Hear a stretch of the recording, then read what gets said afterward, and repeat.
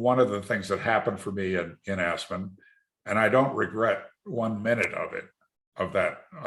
I spent 11 years there, or 12 years. I realized I got caught up in the image of being a rich guy in Aspen.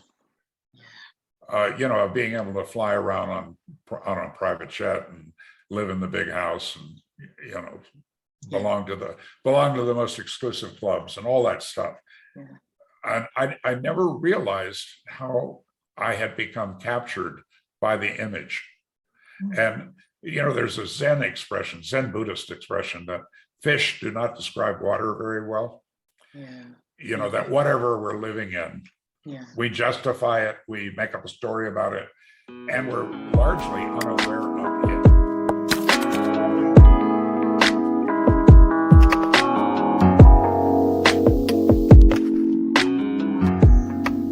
Success in life is not for those who run fast, but for those who keep running and always on the move.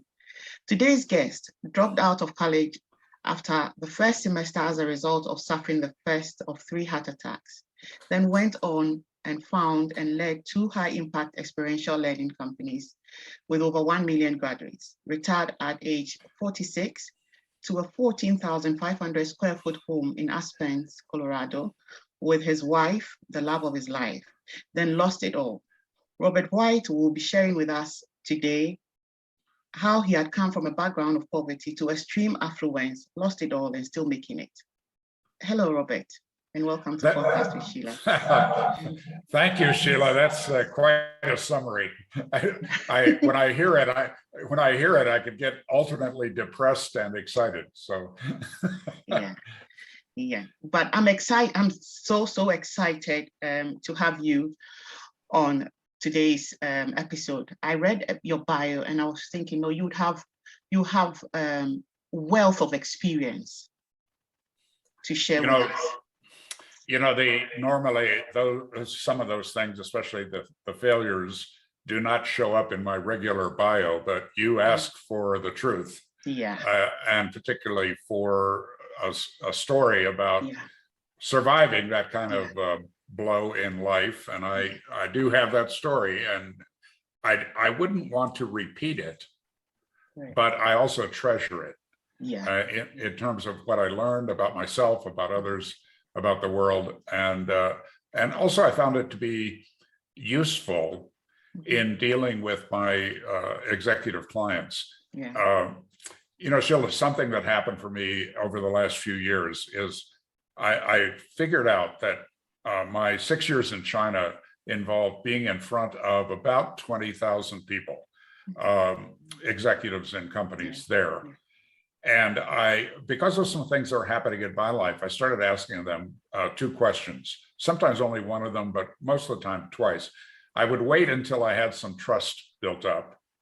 And then I would ask these 2 questions. The first one was, how many of you have been betrayed, either personally or in your business?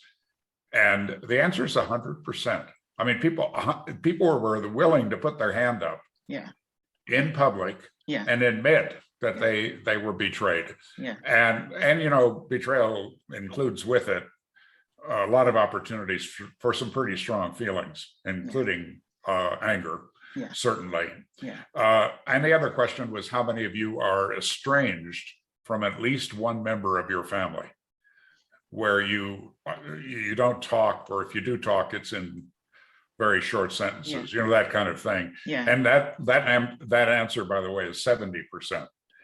So even though I'm working with people who generally hire me because they'd like to make more money, they'd like their business to be more effective, they'd like their team to function more honestly and in a more focused, aligned, and committed way, yet they have stuffed primarily these really horrible experiences of betrayal and estrangement. And they think, well, okay, I've compartmentalized that. I'm busy, I'm focused, I can't let that get in the way of my success, but it's still there. It's like carrying, my metaphor, it's like carrying around a 50-pound sack of rocks on your back, So what I've learned is that these challenging aspects of my own life, these events have equipped me to understand my clients better. First of all, to understand myself better and how I react, but then secondly, how I can be of service to others. I like where the direction of the conversation started from, and I'm going to ask this a personal question because I want to know, I want answers for myself. So how do you deal with a situation where you feel hurt, like you trusted somebody, and then you feel very hurt? But the thing for me is, how I view life is, life can be difficult based on your choices. So when I find myself in a very difficult situation, what I do is, the things I can deal with, I deal with them. And the things I cannot deal with them, I just go through it.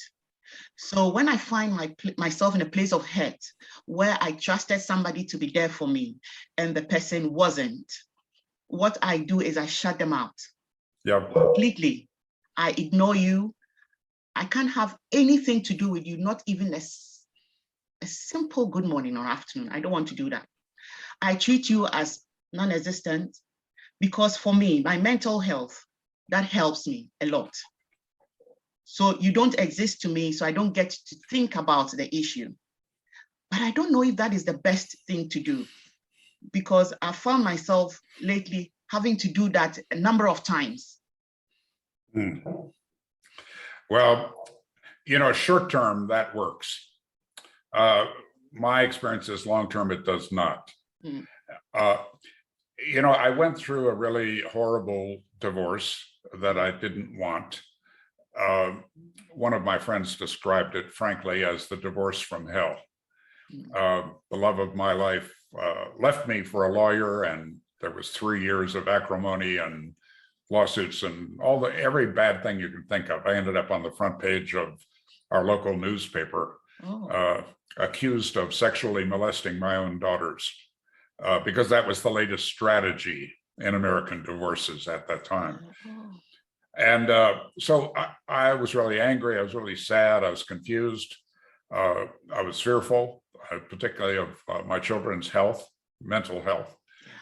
And, I had an 8-year-old daughter who went back to wetting the bed. I had a 6-year-old daughter who did not speak for 1 year. Bad things were happening. And a friend of mine, actually a former employee of mine, who's a really talented personal coach, reached out to me and offered his services free. And so I started getting on the phone with him a couple of times a week. And we went for about 6 weeks where he didn't say anything. I mean, he would do the reinforcement stuff. Okay. I understand. But he didn't say anything. And it was starting to frustrate me. And then one day, and 6 weeks into this, his name is Stuart, and Stuart said, Robert, could I give you some feedback and ask you a question? And I said, sure. I was excited. Finally, this very talented, actually kind of famous guy is offering finally to give me a solution. And he did, in the form of a question. And the question was this. He said, wouldn't it be useful to take 100% personal responsibility for all of this? Now, I was in this place, and now, first of all, I got into this training business because I went to a seminar where I learned about personal responsibility, and that changed my entire life at that time. I wrote a book about it. My book, Living an Extraordinary Life, is primarily about choices and about taking personal responsibility. And yet, I was being a victim in the matter of the divorce. Now, I had a good story about it. I mean, horrible, horrible things were being done to me and my children. But I wasn't taking responsibility for it. And the key, I thought about this later, the key in his question was, wouldn't it be useful? He didn't talk about right or wrong. He didn't talk about religion or spirit or some personal development book. He just said, wouldn't it be useful to take 100% personal responsibility for this? And when I started looking at it, I realized that I was a player in all of this. I made choices that set this up. they were subtle. They were things I did not want to look at, frankly, which is why I wasn't looking at them. And that started the long, slow process, first of all, of just owning the entire situation and starting to look again at my choices for the future. And I think that the problem with walling people off is, like in my case, I had this beautiful home in Aspen. I had a beautiful deck outside my office. I went out there one day after kind of looking at all of this, and I just sat and looked at the beautiful valley that we lived in for 3.5 hours. And what came out of that for me was that I teach these things about vision, about creating a compelling picture of a future state, the way you want your life to be. And what I realized is that the number one thing for me were these little kids. And that if I'm more committed to me and my story and my victim role, those kids are going to continue to suffer. And that what I have learned is that daughters of divorce do not fare well. There's a lot of studies about this. They have higher rates of eating disorders. They have premature sexuality and promiscuity. They have academic failure, a lot of bad things. Somehow, a divorce at those ages bothers young girls more than young boys in a market sense. I mean, there's a big distinction.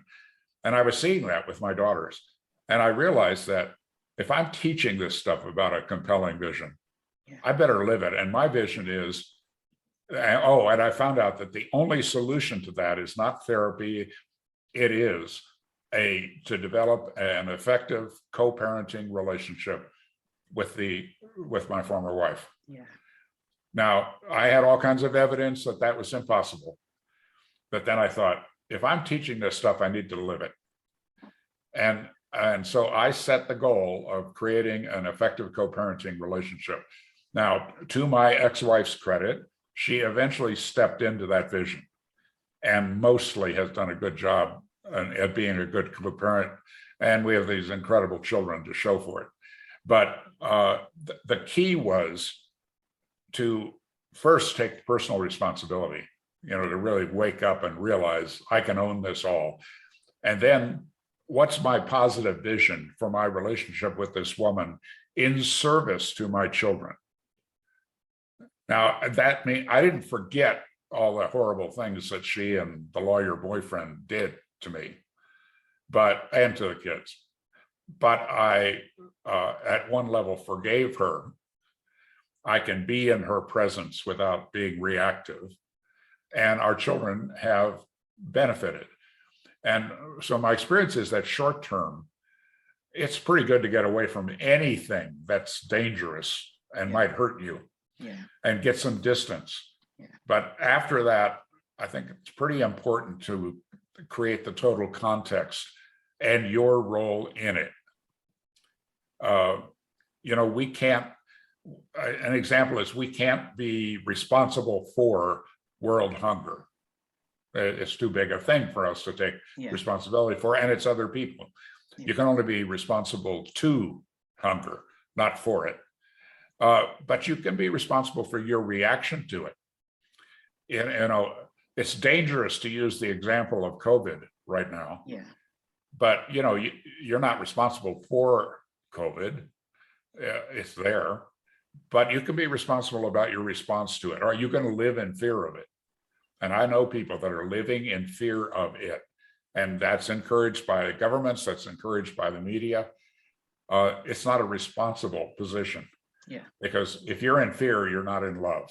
I don't want to get overly maudlin here, but fear and love are on opposite ends of the continuum. So if you've got a whole society living in fear, that's a big problem. But being responsible for your own life and responsible to others and to situations, it's a small distinction. It is super powerful. Wow, this is eye-opening, but I want us to get into the story proper. I don't want to take it too much from the top, but somewhere in the middle. So I hear at age 17, you had more money than your dad. because you had started your business when you were 14 years old. That's true. Great. So how did that make you feel? Uh, Making money that early?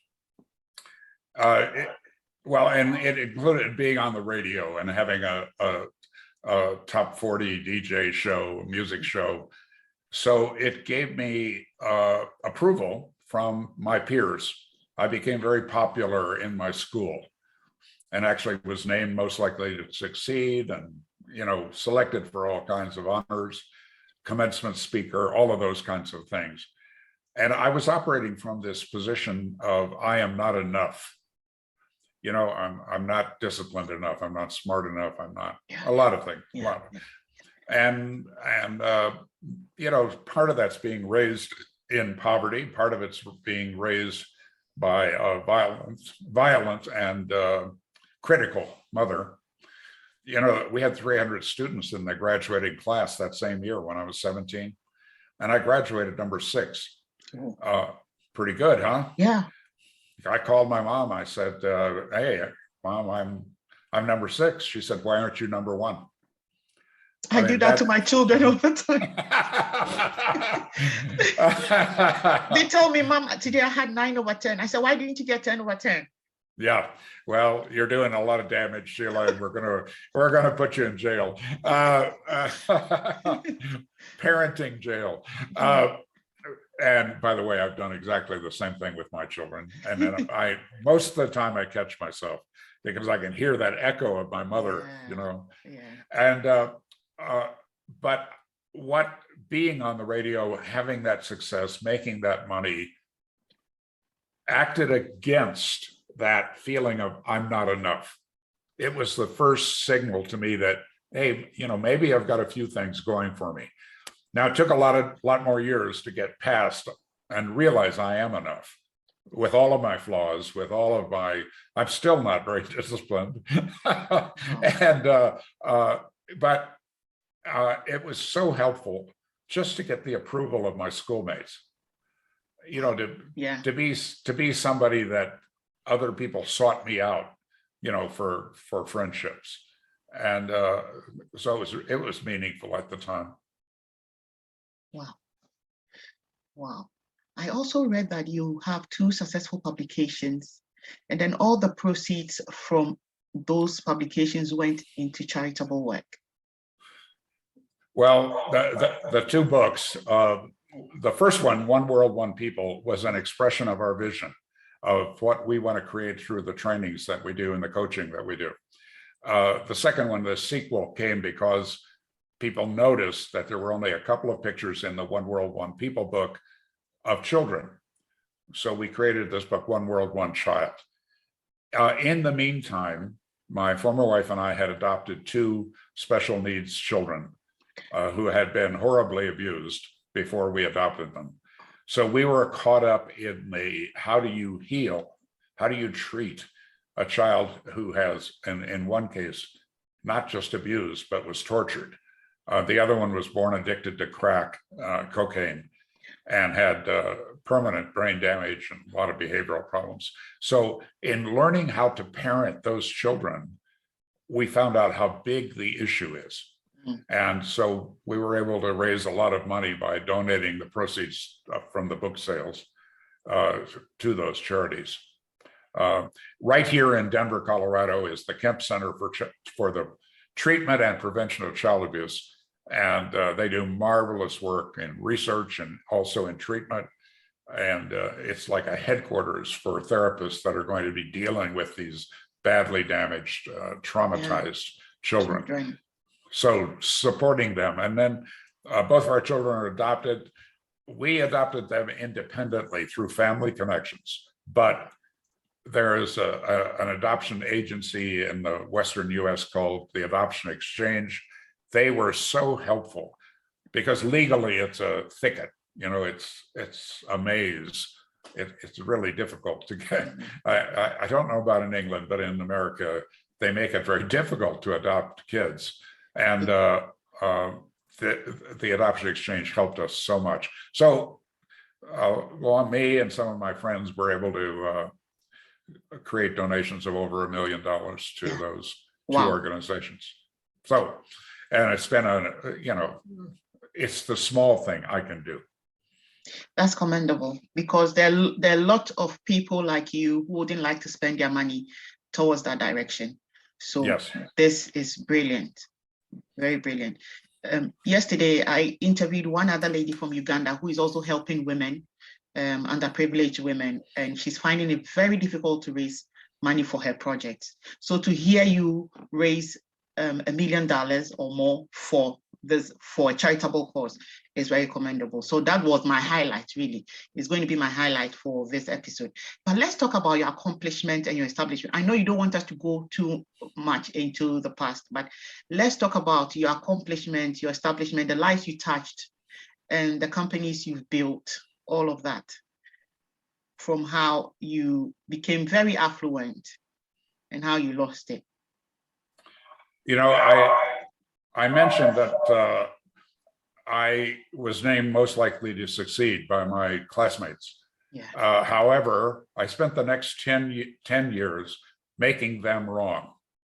I had an early marriage and divorce. I felt very guilty about that. I had had the 3 heart attacks and was told I would not live past 35 years old. And my little business was struggling. There were times when I could not meet the payroll. People had to wait to get paid. So my life was a mess. And a friend of mine went out to California and went through one of the early human potential movement seminars. And he was in a similar business to mine. He came back and my business continued to just struggle, you know. His took off. Secondly, he had been having trouble in his marriage, and suddenly that trouble went away. And then finally, it was really a strange aspect of it. You know, if you're a teenager, you might get acne, you know, the hormonal stuff, your skin gets messy. It's a terrible thing when you're a teenager, but it goes away. There's a different kind of acne, and they call it adult onset, and it doesn't go away. And all of the time that I knew this friend, he struggled with that, and he had all these treatments. It was like his face was sanded and turned bright red, and cortisone injections and all this stuff. Nothing worked. And within 30 or 45 days of him doing the seminar, the acne went away. And it's noticeable, something physical like that. So I looked at, and he's telling me I should do this seminar, and I'm saying, no, it's not for me, even though my life was a mess. But when I looked at how his marriage was improved, how his face cleared up, and how his business was expanding, I thought, well, okay, I'll go. So I went there with my arms crossed, probably my legs crossed and my eyes crossed, negative and cynical, a 4-day program. And for 3 days, I was that negative, cynical person. And on the 4th day, I actually don't know what happened, but my life changed in that moment. And it sounds like a cliche all these years later, but my life really changed. I really got personal responsibility. I really got that I needed to wake up to my reality and the reality of the people around me. And I woke up to the fact that I was actually pushing people away from me. While I said I was trying to attract them, I was pushing them away. And in the following year, my income tripled, even though not one word was said about money in the entire seminar. Because I got myself, with a capital S, I got that self out of the way. I got my ego out of the way, and I just started showing up with people more authentically. The year after that, it went up 10 times. And suddenly I'm making more money in a month than I ever made in a year. And one of the ways that I did that was to encourage my salespeople and my family and my friends to go to that seminar. I didn't understand the seminar. I didn't know anything about it except that it worked for me and for people around me. And in doing that, I enrolled about 400 people into that seminar. And understand it. I didn't know who ran it. I didn't get paid, but I got paid indirectly. Yeah. Because they would sell more, or they'd be better friends, or Yeah. there'd be more joy in my life. Yeah. And one day, the founder and president of that company telephoned me. I didn't even know his name, actually. And he introduced himself and said, thank you, for enrolling all these people into the training. And then he invited me to California. Oh. My first visit, and wonderful trip. And 10 days later, I was president of that company. Oh. And I didn't know anything about running a training company, but I understood a bit about business, about marketing and selling and working with people. And so 4 years I worked for someone else, and incredible growth experience, incredible learning. He was a great teacher. So he handled the teaching side of the training business, and I handled the business. And it was a good partnership. It worked well. Some things happened, and the ownership of the company changed. It no longer worked for me, so I quit. Okay. And in the meantime, I had opened 5 foreign subsidiaries of that company, including, by the way, and one in London. Oh. So, and of all my travel around the world, all those opportunities, I only said no to one country, which turned out to be an irony, because that country was Japan. It was the most expensive market I had ever looked at to do business. The language is backwards. Yeah. And our training was very dependent on an appropriate use of language. And we were busy, we were stretched. So I said, no. Sheila, those people called me once a month for 3 years saying, please come to Japan, please come to Japan. So as my life changed, that didn't matter to them. They just kept telling me what they wanted. Yeah. So while I was with Mind Dynamics, of course, I said no, no, and no. And then when I resigned from Mind Dynamics, I started a company called LifeSpring. Here we are, a startup, just scrambling for the next one more enrollment, a few dollars more to pay the expenses. And they're calling me and telling me to come to Japan. And I kept saying no.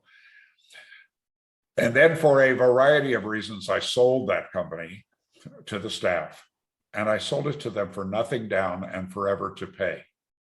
Oh. So I had put all of my money into it. So now I found myself unemployed, broke, with a family and a mortgage and, all of those things. And they called me from Japan, and they said, we're going to change our request. Come for 3 months and we'll pay you for 1 year. Whoa. And, much later, we had huge success in Japan later. I ended up staying the first time for 11 years. And so, and people would say, what was your vision for coming to Japan? Yeah. My vision was to be able to pay my bills. That's all. Yeah. It was totally survival based. And I acknowledge that I think God had a much more important purpose for me, and I was living it out, but I wasn't aware of it.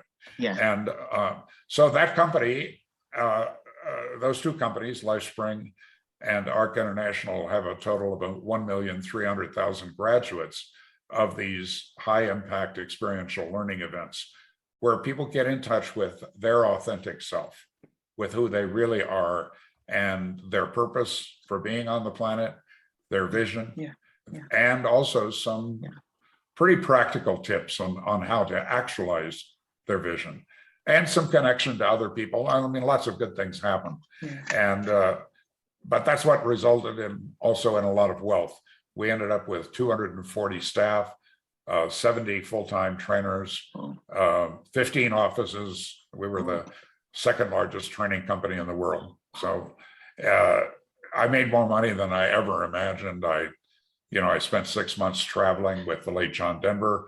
I spent a month on safari in Africa. I rafted the Amazon. I just did everything. I heard you had a private jet as well. I did have a private jet. It was very nice, very expensive, but very nice. And the divorce and then business failure woke me up to my next steps in terms of my own personal growth and to make better choices. Back to that same word that you used earlier. Yeah. So it's been, my book is now a bestseller. People pay me a lot of money to come and speak. So life has turned out well. Yeah. Lots of surprises. So life is good for me. That's true. Brilliant. Let's find out, how difficult or easy is it to lose everything you have and try to make it? Yeah, the idea of starting over is certainly very real for me. I've done it twice in my life. One of the things I notice is that it's this distinction between our image or our ego and our authentic self. I realized that one of the things that happened for me in Aspen, and I don't regret 1 minute of that. I spent 11 years there, or 12 years. I realized I got caught up in the image of being a rich guy in Aspen.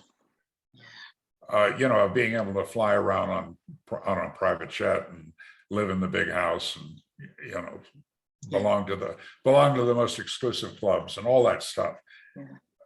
And I never realized how I had become captured by the image. And, there's a Zen Buddhist expression that fish do not describe water very well. Yeah. That whatever we're living in, we justify it, we make up a story about it, and we're largely unaware of the image, that we're living in an image. And one of the ways I realized this is that after the marriage blows up and the company blows up and I lose $30 million US, I realized that I needed to start over. And Aspen is not a good city for business. It's a great city for fun. I skied 80 days a year. I had a wide circle of friends. I was on 6 nonprofit boards.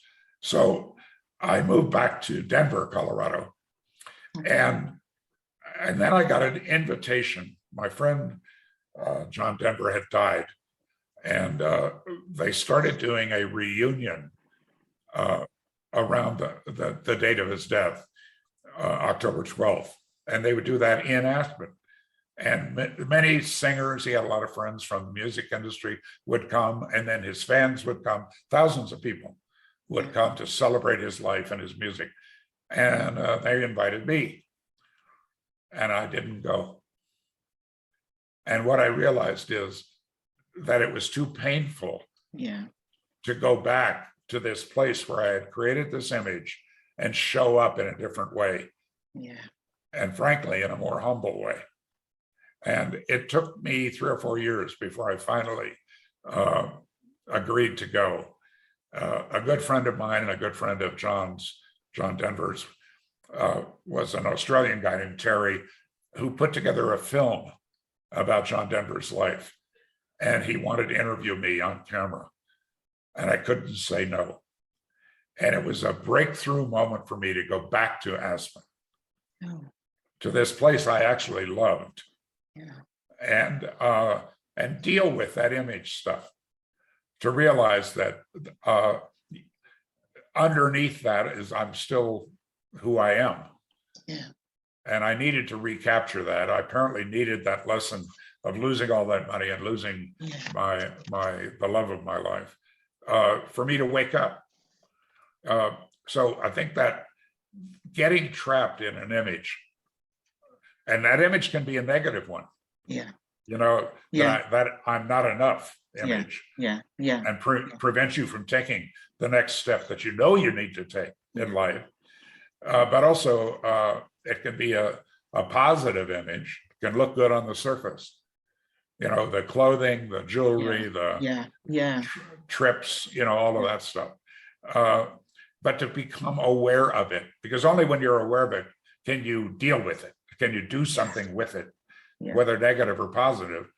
As long as it's subconscious, fish don't describe water very well.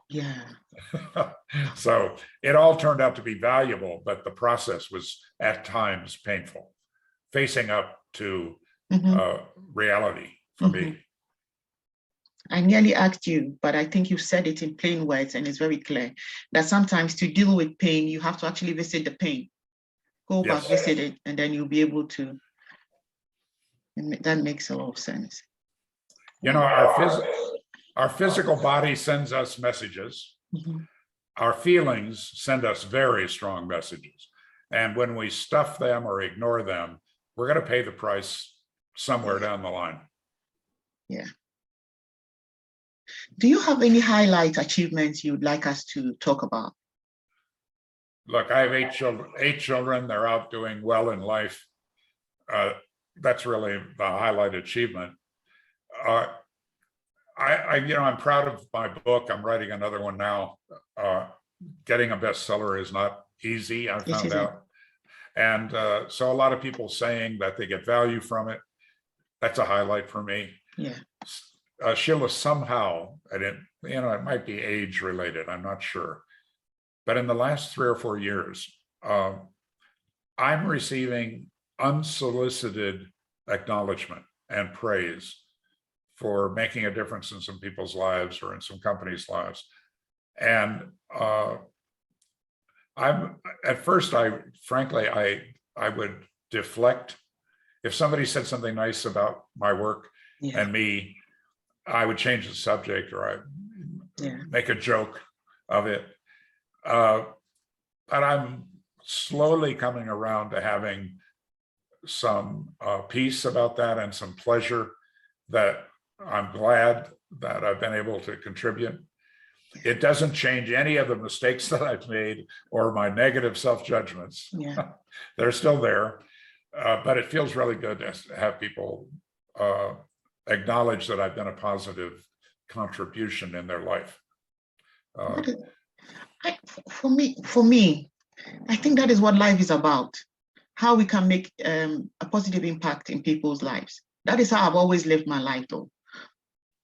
Making sure, because I want, when my years on earth is done and I'm gone, I want people to remember me for what I did. So when they mention my name, what did she do? And people can stick out their hands and say, she did this to me, she did that to me. And I get it a lot. And for some reason, I believe that sometimes we go through some phases in life for a particular reason. And I think I've said this on this podcast before, and I'm going to say it again, that I was listening to Steve Harvey once, and he said, that situation you are going through, God wants a book from it. God probably wants a workshop from it, because you're going through it to be able to train more people. So don't always feel sad or beat yourself up for the things you go through.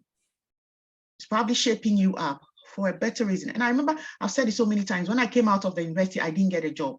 It was a difficult time for me. I came out with the best grades. I came out second best in my class. And I remember when I was smart. You're smarter than me. No, but I just couldn't wrap my head around it. How I couldn't find a job at that time. When people in my year group who didn't do as good as I did were getting better jobs, and I was getting depressed by the day. It was very depressing. And sometimes they'll come to my house with their new cars. It's as if to tease me. And I remember one time, one of my friends said it in a way to mock me. As she came with another friend and she said, oh, this lady, she had a first class honors, so can you believe it? But she's not gotten a job yet. She said, and all of that was so depressing at the time. And I would think of myself, I'll sit down. So at a point when they came to my house, I'll tell my parents, tell them I'm not in. Tell them I'm not in. Yeah. I didn't want to see anybody, but I wanted to find deep within myself what I could do, not just for myself, but to impact others. So I had to think of what I had come out from the university with and what I could do. Then I started training women, so empowering women, underprivileged women, to start small businesses of their own. And little did I know this was my area of calling. And I fit smoothly into that pace with no difficulty. And the kind of reports people give, Sheila, you're the best. The things you teach me. I had mental health problems. I didn't know craft could help me, and somebody would think it's just craft, but it's changing lives. And I know people have come to our workshops who couldn't feel their limbs. They couldn't feel their limbs, but after a few months, they're feeling that. So those are the kind of things I would wish when I'm no more, people could be saying, she did this, she did. When I hear them, it's fulfilling. It's not money, but it's very satisfying to know that I've touched a life and somebody is able to carry on. They were in a dark place in their life, but is now able to carry on in their lives because they have children relying on them. And when mommy is depressed and can't take care of them, it affects everybody. So it's not just the mother you're helping the whole family, the children, the husband, you're bringing life back into them. Those are the kind of things I am excited to. And I don't think if I had gone to work in all those big companies my friends were working in, I don't think I'll be touching the kind of lives I'm touching now. Well, it probably would not be your purpose. It's not your purpose in life. Yeah. There's this wonderful book from, I don't know, 20 years ago. The guy that wrote it has the most unpronounceable last name I've ever seen. It's one of those Middle European names that have the long number of consonants and no vowels. I know his first name is Mikhail, and anybody can find the book. It's called Flow, F-L-O-W. Okay. And I recommend the book, but you can get the idea of flow by just listening to the last couple of minutes of what you shared. Once you find your river, your flow. Yeah. It doesn't mean that everything's going to be perfect and there won't be any problems. But once you find your flow, everything becomes natural. Everything becomes, there's a feeling of satisfaction and joy that comes out of it, even with frustration, even with mistakes, even with criticism. A lot of people will say, have said to me, well, I'll tell you one more mom story before we complete today. Okay. When I mentioned that after this seminar, I started making a lot of money, and I started making more money in a month than I had made in a year. Okay. Wow. The first one of those months, and this is back before bank transfers were common, back before the internet, all that. Yeah. The way you got paid was a paper check, a draft, the bank draft. And those checks from the sponsoring company that I was working for came in a distinctive envelope. You knew what they were before you opened it. Now, I knew I had earned the money, but it's different to receive it. And I came into my office one morning, and my secretary was smiling from ear to ear. She was so excited because 3 of those envelopes had arrived. Oh. And some other mail, including a letter from my mother. The relentlessly negative, critical, angry woman. But she's my mother, right? So she's important.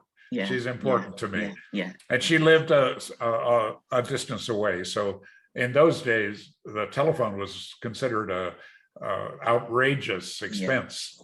So people wrote letters. So she wrote me letters regularly, and I would write back. But so I went into my office, and I tell this joke in public.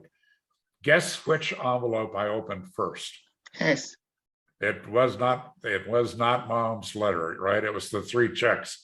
And I gathered all my staff together. We had a little meeting room. We went in the meeting room. We opened up at 10 o'clock in the morning some cheap champagne. that terrible kind that leaves you with the terrible headache. And but we raised a glass to our success, and everybody hugged, and it was great. And then I went back to my office and I opened the letter from Mom. And I can remember this letter. I have a picture of it in my mind, in her handwriting, of course. Yeah. And on the first page was like a form letter in a way, because it's the letter that all moms wrote at that time, I think. I've been well, or I've not been well. The weather is this. And I heard from your brother and your sister, and they're doing this. Okay. That's page 1. Yep. It was always, the reports were different, but the format was same every time. Yeah. So then I can remember I looked at page 2, and at the top of page 2, it said, "Have you found a regular job yet?" I just made more money in a month than I ever made in a year. I am having so much fun. I mean, it's the fulfillment of my dream. I'm working with wonderful people. I'm serving people. Yeah. But I remember, I don't know if I would call it depressed. I certainly didn't feel good because I felt judged by Mom once again. But she was they call it depression baby. Yeah. She grew up when you literally did not have enough food to eat. Yeah. And so for her belief was that only by getting a job in a big company can you be successful and be safe. Yeah. And I just never had that belief. I had always kind of been an entrepreneur, and from shoveling snow and cutting grass and delivering newspapers, and from 12 years old I worked, and I just didn't have it. And yet when she said that, it was I was really upset. But when you are in that flow, when you're doing, I'm a non-church going Christian, but I believe in God and I believe in Christ's lessons, and I believe that God put us here for a purpose. Yeah. Our job is to figure out what it is. Yeah. And it can be as simple as sweeping the streets. It can be a waitress. It can be a manufacturing guy or woman. There's a lot of places you can fulfill your purpose. And it can be being a really good mom or dad. Yeah. It can be athletics. Our job is to find out our purpose and bring it into being and do our best at it, whatever that is. In the final years of my company, I only did one training myself per year. I mean, in the early days, I did everything, right? But we had very talented trainers, and I'm in Aspen skiing, and having fun, and raising kids. But once a year, I did a training for our executive clients, people that had already been through our core curriculum. And the program was about legacy. What are you leaving behind? And part of that program, well, it was based around a book. Actually, a friend of mine, a good friend of mine, was operating the largest publisher of Jewish thought in the world. It was called Jewish Lights Publishing, which he sold last year, finally. But he had sent me this book called Ethical Wills and How to Prepare Them. So it's kind of a manual. Yeah. But it's when I learned that in the Jewish faith, many Jews do two different wills. One is the typical one, financial. Okay. Here's what to do with my assets, here's what to do with my mementos, all of that.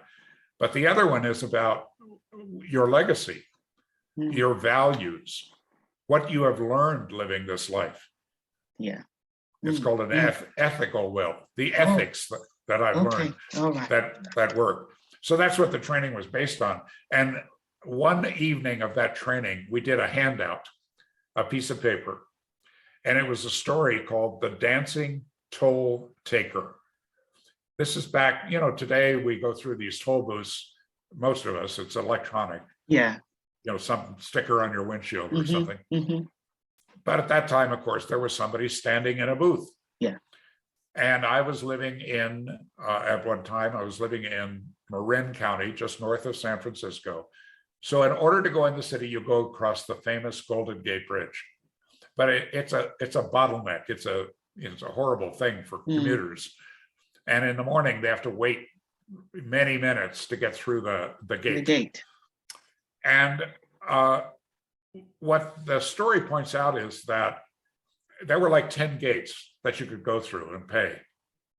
And when you would come up on those gates, you would find there'd be 2 or 3 cars at 9 of the gates and 20 cars at 1 of the gates. Now, why would somebody wait and wait and wait to go through a specific gate? Well, it was because this guy, he had the job, he had a family to support, he needed a job, and he got that job to stand in that booth and, $2, $2. But his dream was to be a professional dancer. So he went to his boss one day and said, would it be okay if I put, the old boom box, the music player in my thing? And the boss said, oh yeah, I don't care. Just come to work on time, do your job. So he did that. Well, he practiced his dance moves while he was exchanging the ticket for the money. And he was so excited. He was so filled with joy. He was so in his flow that people waited to pay him instead of paying somebody else. Whoa. Because he made their day. His joy. I think we all have this obligation to figure out our purpose and live it on this earth, and to find ways to produce joy and happiness personally in whatever we're doing, because there's value in every job. Exactly. And one of the blessings I have in my life and with my book and in many different ways is this opportunity to celebrate the contribution that people make by getting them to wake up to that they matter. I'm wondering if you can see, maybe I can manipulate this camera. Okay. See my shirt for the day. Living a better story. Yes, this is for success. We're doing a program for successful people. Okay. And how they can live even a better story. And usually it's about paying attention to philanthropy, of paying attention to your children, your grandchildren, paying attention to your community, but also being more successful in your work. And so we're doing that training actually in 2 weeks. The next one is in 2 weeks. And so we're kind of building a community of people that want to live a better story. So that's something I'm excited about. Yeah, and that sounds like it's going to be very interesting and inspiring as well. It's been a real delight for me. What is your wish for this year? I'd like to, I want to build that Living a Better Story organization. And what it's aimed at, it's aimed at Christians, Jews, Muslims, Buddhists who don't go to church, who don't go to temple, who don't go to synagogue. But they're strong in their faith and they want a way to express that. We're building a tribe of people like that, people that celebrate God in their own way and who want to really make a difference in the world. So I'm excited about that. This year, I've agreed to become an advisor and a coach to a new Malaysian training company that I think is composed of some really wonderful graduates of our programs, wonderful people. It's a way for me to give back, to create a second or third generation of our work, particularly in Asia. So I'm excited about that. Life is good. I like Malaysians. I think they are good people. So far, all the Malaysians I've met, they are sweet people. So I really, really like them a lot. A lot. I don't know, but Unfortunately, Sheila, the food is very, very good. Unfortunately. I thought you were going to say that it wasn't when you said unfortunately. So I was expecting that to come. Then you said very, very good. Well, I'll not be surprised, but they're sweet people and they kind of brighten your day. I've had a few of them in my workshop. I've had one come on podcast here, and it looks like they all seem to be the same. Authentic, sweet. Yes. What you see is what you get. You know, it's a very very gentle culture. Yes. Yeah. Very nice. So I'm looking forward to that. I'm looking forward to going to Malaysia in May for a big grand opening and kickoff party and a training that I'm going to lead. So lots of things in my life I'm excited about. Wow. As we wrap up, what will your final message be to our listeners? You know, I have a gift that I give to people that hear me in person or in this case via Zoom, and that is it's a document that I wrote based on 30 years of experience in this work. It's called the 8 Principles for Success, and it's available free on my website, extraordinarypeople.com, extraordinarypeople.com.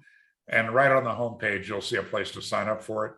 You'll also receive a weekly email from me called an Extraordinary Minute. This is timeless wisdom from other people that I just make a comment on, but it's designed to be read in 1 minute or less. Okay. So it's not an interruption to these busy lives, and it gives people a way to stay in touch with me. And I've any success that I've had is based on relationships, on trust, on friendship. If we do or don't do business together, that's not important to me. What's important is that we have a relationship, that we're in communication. And that gives me a chance to stay in communication with people. I answer all of my emails. And of course, I'm on LinkedIn and Facebook and all that stuff. But that's part of my goal in terms of the rest of my life, is to contribute what it is that I know and my experiences and whatever talents I have, to have them make a difference in the world. So reach out, connect, buy my book. I figured out that after all this experience in life, I'm really just a book salesman. But but people seem to like the book, and I like that. So and it's available on Kindle and on Amazon or on my website. If you want a signed copy, use my website. So great. This has been one of the brilliant interviews I've had since I started. One of them is one of them, and I'm so excited we're able to have this conversation, not just because we've just done it, but personally I've taken clues from everything you said, great advice, lessons from it. So I would like to say a massive thank you, Robert, for coming on Podcast with Sheila today. You're welcome. When I heard about your contribution to female entrepreneurs, I knew that I would have a great conversation with you, and we have. Yeah, thank you very much. All the best. Thank you. Thank you. If you've been listening in, this is season 2, episode 43 of our podcast series, where we've been bringing your way seasoned guests with inspiring real life stories to share with us. Do not miss out on all these lovely experiences. Subscribe and be notified when a new episode is released. We have a video presentation of this episode on our YouTube channel. Just search for Podcast with Sheila on YouTube and you'll find us. Our prayer for you this year is that the Lord will be the lifter up of your head. Until we meet again, have a great day.